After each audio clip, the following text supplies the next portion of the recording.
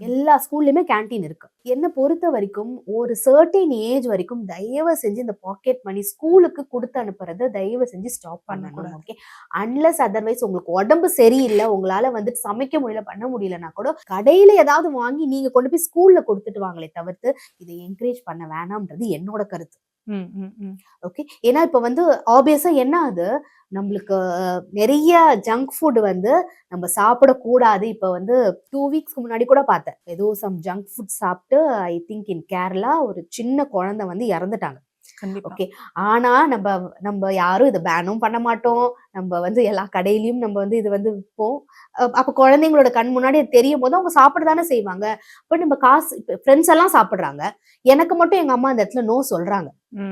அப்படின்ற போது அந்த குழந்தை என்ன பண்றாங்க, காசு தெரியாம வீட்ல இருந்து எடுத்துட்டு போயிட்டு சாப்பிடுறாங்க. அப்படி தெரியாம ஒரு வாட்டி 2 வாட்டி பண்ணிட்டாங்கன்னா அந்த குழந்தைகிட்ட உட்காந்து பேசுங்க. அது வந்து தவறுதான்.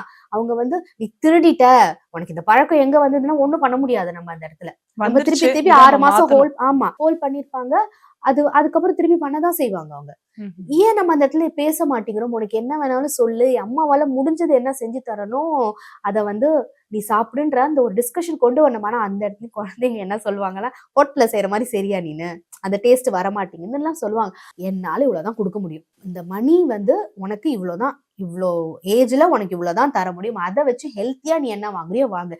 இன்கேஸ் நான் கொடுக்குற 50 ரூபாயில நீ வந்து ஜங்க் ஃபுட்டை தான் நீ சாப்பிடுவ அப்படின்னா உனக்கு நான் மணி கட் பண்றேன்.